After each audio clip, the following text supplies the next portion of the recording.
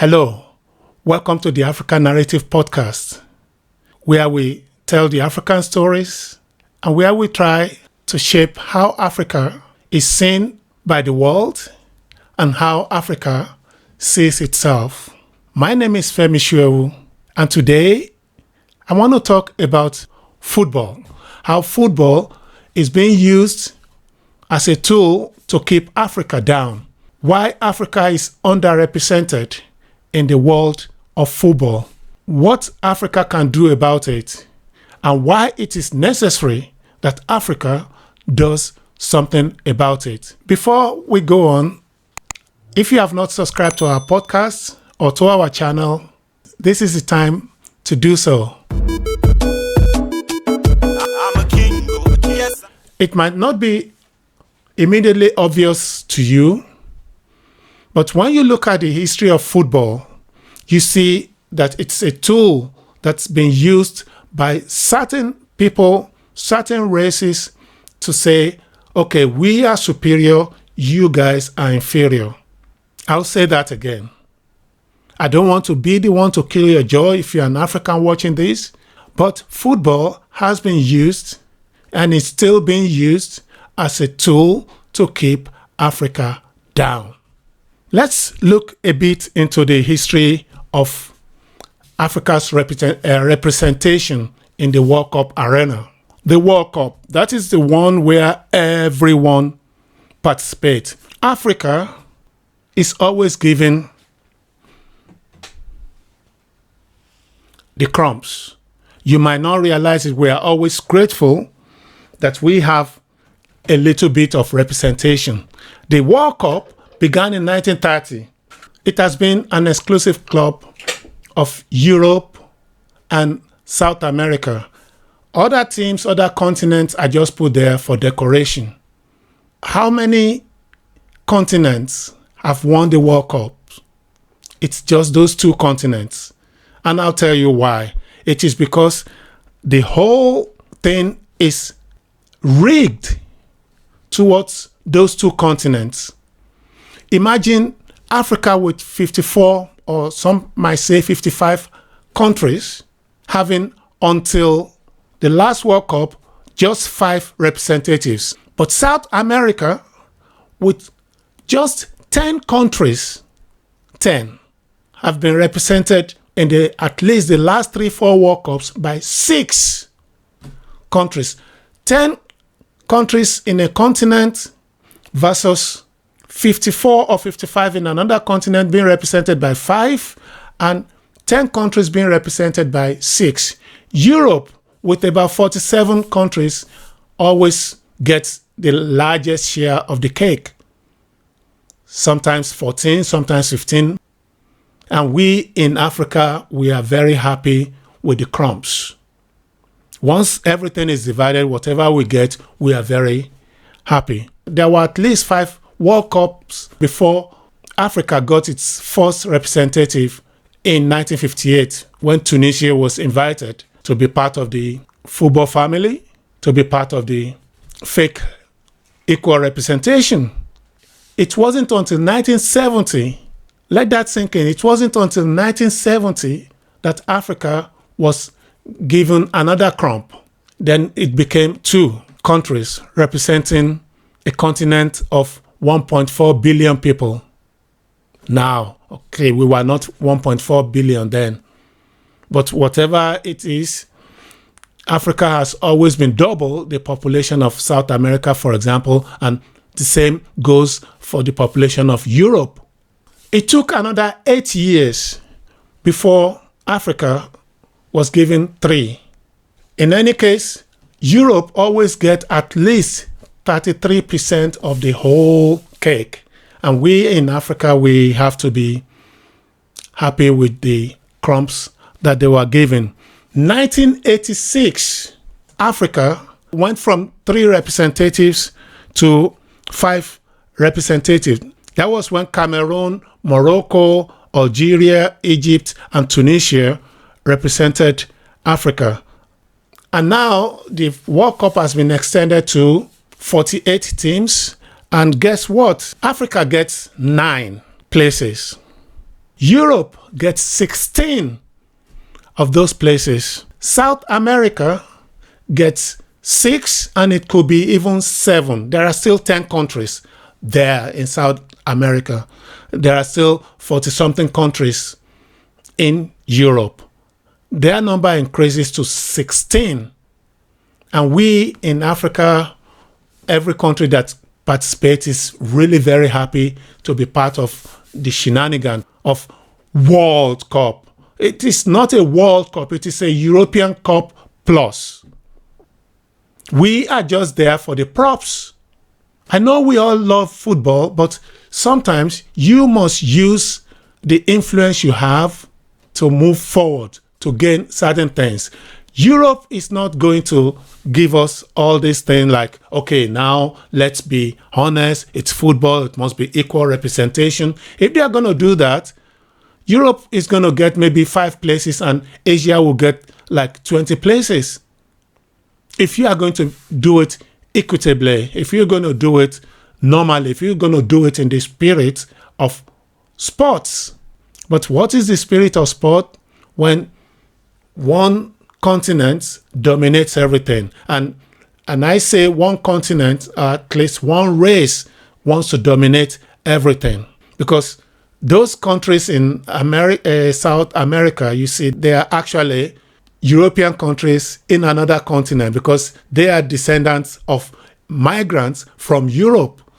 It's only once in a while you see people, especially in Brazil, where you have some black representations in the football team. So it's still the Caucasian race telling the rest of the world, this is where you belong. And you Africans, you must be very happy that we have you. This is the reason why no African country, no Asian country, no other continent has ever won the World Cup. Happily, even with little allocation and little the crumbs that we get, Africans, we have to be very happy with ourselves sometimes. We always get little, but we make the best, the most out of it. But should we be getting, shouldn't we be taking? Because we have things we could leverage so that we can take what is rightfully ours. If it's going to be World Cup, it should really represent the world. So what are the ways where we can, what we can do about it?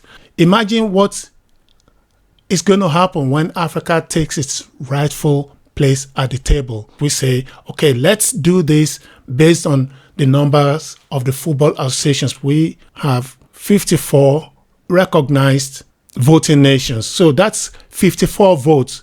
When finally Africa is given 9 places in the next World Cup in 2026, everybody was happy. But remember, Africa has 9 places now.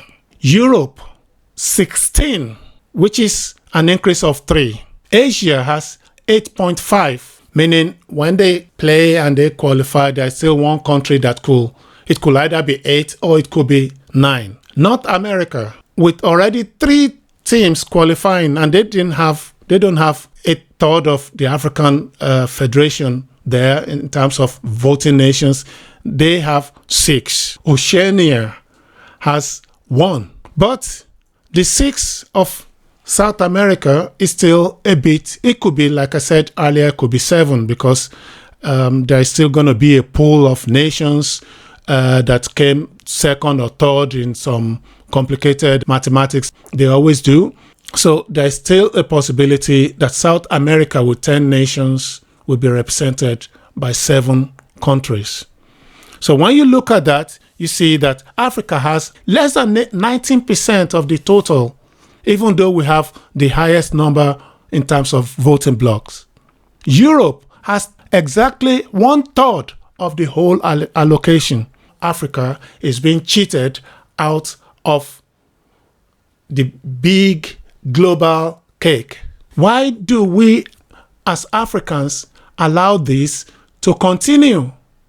If somebody is going to invite us to the World Cup, we should be demanding that we are properly represented, not that we are going to be used there as props. What right does Europe, does South America have to have more share of the cake than Africa? What is a World Cup without Africa? Those are some of the things we need to be asking ourselves. Of course, we should be happy we are making progress, but at whose pace? Because what you see in sports, you see also in politics, in economics. We Africans are always satisfied with piecemeal. Every time Africa moves forward one step, the other continents are being given more. Why do the other people get 16? Why does a continent of 10 countries get 6? That's more than half. If you are going to do that in Africa, you're going to be talking about maybe 27 to 30 countries representing, if we are going to use the same criteria. We need to start flexing our muscles. I know some people will argue that, it's because we are flexing our muscles that we got 9. If it's a team of 48 countries, we should be demanding at least 20 places.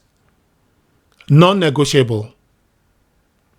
Because we have the highest voting bloc, the highest number of federations. Nobody can become, and that's the second part, nobody can become FIFA president without Africa voting as a bloc for that person. That's a lot of leverage we just keeping in our closets and we are not using. You see, if you are going to play this game, you're going to have to play it the way it is played. And football is not only played on the football field, it's played in the boardroom. It's played in Europe, not on the field, not in the stadium, but behind closed doors. And it's a tool, like I said earlier, of white people telling us they are superior than us because we still don't know our power. We Africans need to know what powers we have and how to use it as leverage in everything, whether it's in politics, whether it's in economics, whether it's in sports. If we are going to be a part of the world must learn to respect us. We think too much at the moment with our hearts than with our head. And we are still grateful. Oh, they've given us more. They are not giving us what's not ours. Actually, they are keeping a lot of things that's ours with them. So we need to leverage the power. The next time there is, maybe we've not done it this round, or maybe it's because some people leverage some power that we got 9. But don't forget, in order for us to get 9, they are to extend the number of teams taking part so that Europe can still get more. So that South America can still, in principle, get more representatives. Why don't we do something about that? And also you hear these silly arguments like, the reason it's not so is because the level of football in Africa is still low. That's bullshit. We are always the victims of framing from people who should know better. And they know better, but we as Africans, we have to stand up for what's ours and what's our rights. Level of football in Africa is lower than in other parts of the world. One, if that is true, is it not because you are cheating us out of the money we could get if we get enough representation? Because every team that goes into the World Cup is guaranteed a certain amount of revenue. And the revenue we could use to develop infrastructures to make football in Africa better. So you cannot put your leg on our neck and still say, stand up. And still say, why are you not defending yourself? Or still say, why are you not breathing? So it's time for Africa and Africans to start demanding what is their right.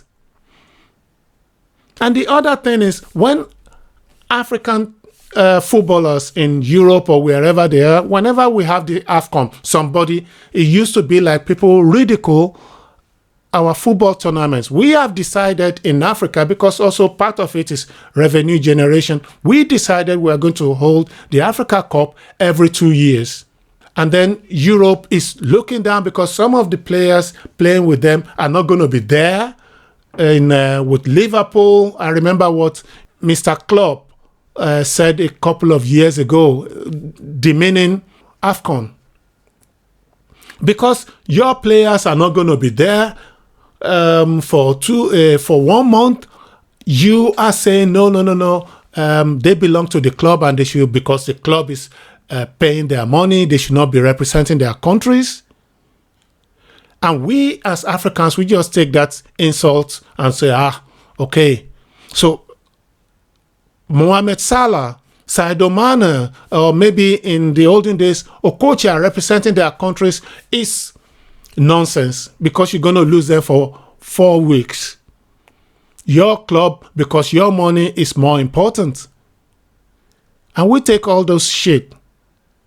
Actually, there was a coach, I forgot his name, in Italy, who said he was not going to sign any African player who did not insert a clause in the contract that he was not going to play at the AFCON. You see how these things work. And then we have our best players playing in Europe, making their competition stronger. But whenever we say, okay, this player should contribute a little bit to the development of football in Africa, then everybody is like, hey, why?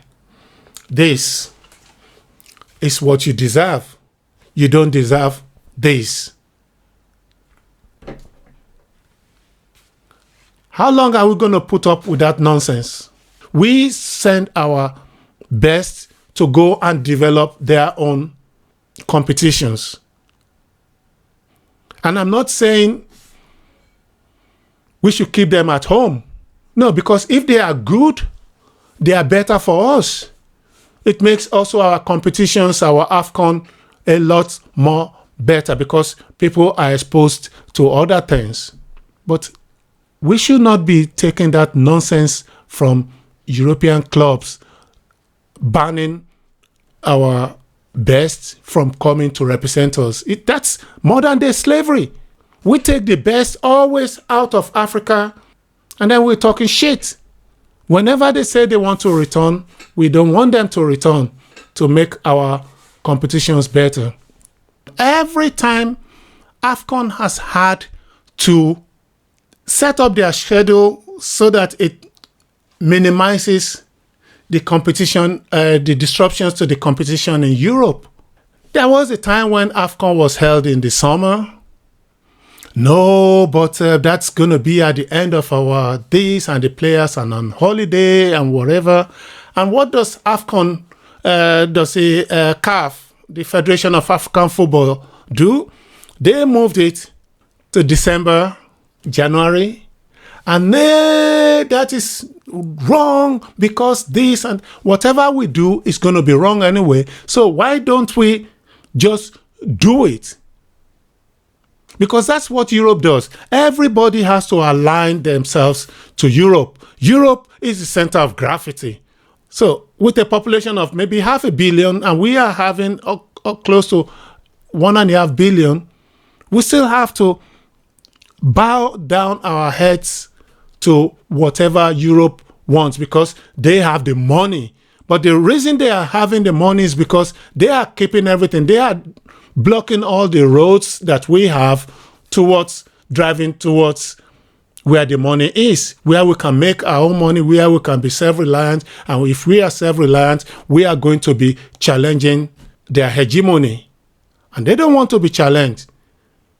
And these things never go by just sitting at the table, drinking some wine and just being generous to people. No, we have to start demanding our rightful place. And one of those things that they always talk about is also, apart from lack of infrastructure, which is 3/4 of it is caused by them, it's like African teams don't do well. We play our football with passion. We play our football with a lot of bravado. We want to entertain. We want to have joy. Ours is about joy. And because of that joy, we can achieve a lot of things. But there must be people behind us who are going to sit in those boardrooms and say, guys, Africa needs good representation. And when we say good representation, it's going to be based on how many voting blocks we have. No negotiation. Let them organize their World Cup without Africa and see if there's going to be any kind of joy there. Africa needs to take pride in itself. What we always do is, in order to get legitimized by Europe, most of the coaches of our national teams are Europeans. We are so-called poor, but we have to pay rich people to come and bring their own style and bring their own coldness to us. You see a lot of football teams in Africa, national teams, are playing without joy now because it has to be business-like and whatever. Remember the Cameroon of Roger Milla? That was joy. Yekini scoring at the World Cup. That was joy. Did you see Morocco with a Moroccan coach? You could say he was born in Paris, but he's still a Moroccan. His allegiance is to Morocco. You saw what they did at the last World Cup. Senegal, national coach, Senegalese. You saw what they achieved. Côte d'Ivoire, that won the last AFCON, coached by an African. We need to start giving our own chances. Of course, we're not going to be there in one day, but if we don't invest in our own people, these people in Europe, in their boardrooms, in Geneva, are still going to be giving us shit. Because they're not going to come to Africa to develop us. With all the European coaches, what have we achieved at the World Cup? And now let me even digress a bit, because this is at a critical point in our history as a sporting continent. We love our sports. And now the FIFA has decided they're going to organize a football World Cup for clubs. And even now you see how everything is rigged towards Europe and South America. So in 2025, FIFA has introduced a Club World Cup for football teams, continental teams representing all the continents. And there are 32 teams there. And how many does Europe get? 12. That's more than a third. 32 teams and Europe gets 12 teams. And how much does South America get? 6. How much does Africa get? 4. 4. Let that sink in. Europe, with about 47 countries and football union, gets 12. And this is an expanded tournament. And what we are doing, we are starting already again with the crumbs. Somebody is giving us the leftover so that we can say, okay, Africa was also represented.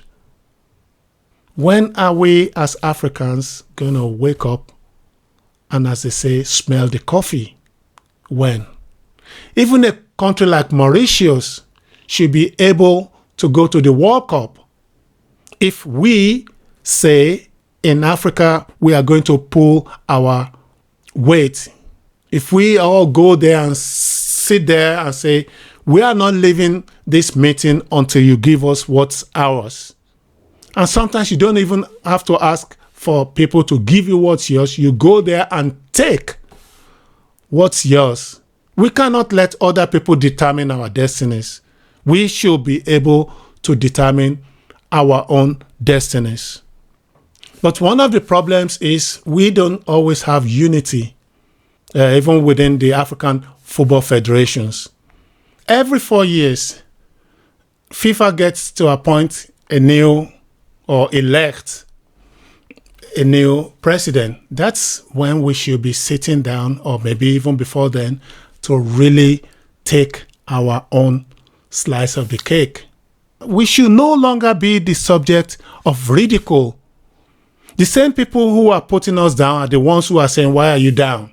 Because they want to keep all the cake in Europe and in the continent of their descendants, South America. It is time for Africa to start demanding what is theirs. We have been punching above our weights, because even with 14, 15 sometimes teams, how many European teams have won anything? It's always Germany, Italy, one time England, and France. So what are we going to do with all the others? The Netherlands, Belgium, Russia, Turkey, Luxembourg, Liechtenstein, Monaco, and all these teams in Andorra. Oh yeah, I forget that Spain has also won the World Cup.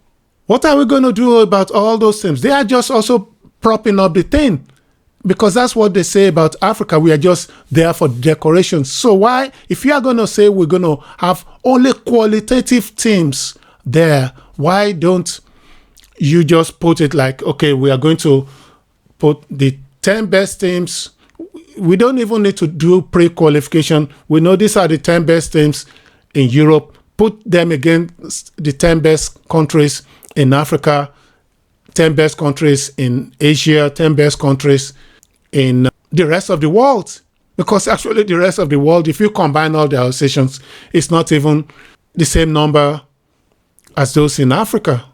So that's how we have to think. We should not be thinking in terms of what the colonial and the Western imperialists and the Western powers are giving to us as dole, as if they're just doing us a favor. If you want us there, you should treat us in the right way. I don't want to spoil your day, but this football is still a way that Europe has used for a long while to keep Africa down. Africa has to get the number of places that is commensurate with the number of associations that we have, that is commensurate with the number of people we have living in our continent. If we are using everything, using money to determine everything, then let's just have European Cup Plus. We all watch it. We like football. We are crazy about it anyway. We will watch it. Just leave us alone. Don't use us to legitimize your discrimination. Don't use us to legitimize your nonsense that you say, okay, we have expanded this and everybody's going to take part. We are not just there to eat your crumbs. We are tired. And we should be demanding also more money for our infrastructures. Imagine the European competition without George Weah, without Okocha, without Peter Ndlove, without Benny McCarthy, without Nwankwo Kanu, without Abedi Pele and his children, without Mohamed Salah, Sadio Mane. When you develop African football, you are not doing only Africa a favor. It is for the development, for the betterment of the whole football environment. You cannot say it's the World Cup. You cannot say football is for us, for all of us, and you are just taking everything. And you need to respect Africa. If we want our Nations Cup, our AFCON to be every 2 years, so be it. We do it 2 years. But now we have to satisfy our masters in Europe. And Africans want joy too. And maybe we should not only be thinking of joy, we should also be thinking of money. Because apparently money talks. So if we have our AFCON whenever we want it, we generate more money. But yeah, the people at the top are always thinking about themselves and their position at the FIFA, because then they get diplomatic passports so that they can travel to many places and eat caviars, just becoming Uncle Toms of the Europeans. In conclusion, Africa's underrepresentation in the World Cup is something that can be solved by Africans, and Africa needs to start pulling its weight. For too long, our leaders, and it's not just heads of states, but also heads of sports, have been busy sleeping. They are happy to be hosted in world headquarters, but they are not really, maybe they don't know our potentials. So I'm going to give them that benefit of the doubt. But we as Africans need to take our rightful place in the world of football. You cannot start a World Cup for clubs with 32 countries and give Africa just 4 places. 4. And give Europe already 12. And then you're going to say 12 versus 4. Why has Africa never won it? Yeah, there are 12 of you against 4 of us. And when the money is shared, you're going to share that money in 12 places and give it to Europe and give us just 4 of that. That is not enough to develop anything. And we can cry till the kingdom comes. We as Africans need to start demanding and taking our things that are ours. If I'm sitting with you at the table, you better treat me like an equal. You cannot be going down there the whole time and still bowing to people who have oppressed you for a long time and still expect that they're going to be treating you as equal. So Africa, wake up.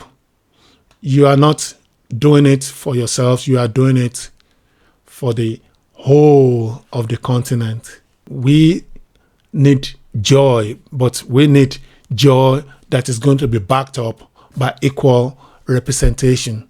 And the Confederation of African Football, guys, you need to look at yourselves in the mirror. Why do you keep accepting nonsense from others? You going to Geneva, to the World Cup FIFA headquarters, like you are going there like, okay, we are happy to be invited. No. They are inviting you because you have to be there. You have a right to be there. And the next time there is a FIFA election, let one of you become president. Go now and start lobbying for that. The Europeans they are unashamedly pro-Europe in everything they do, and they will find reasons to justify that. And the same reason they will use to justify the underrepresentation of Africa in world of football. So it is time for Africa to stand up, stand tall, and be the leader that we are. Thank you for listening or watching this podcast. We will appreciate if you will leave your comments below, share this video, and subscribe to the channel. And if you are somebody who is feeling generous and you want to help us even further, support us even further, you can consider joining the channel as a member. Until the next time, my name is Femi Shuewu for Africa Web TV. Bye. I'm a king, go. I'm a king, go.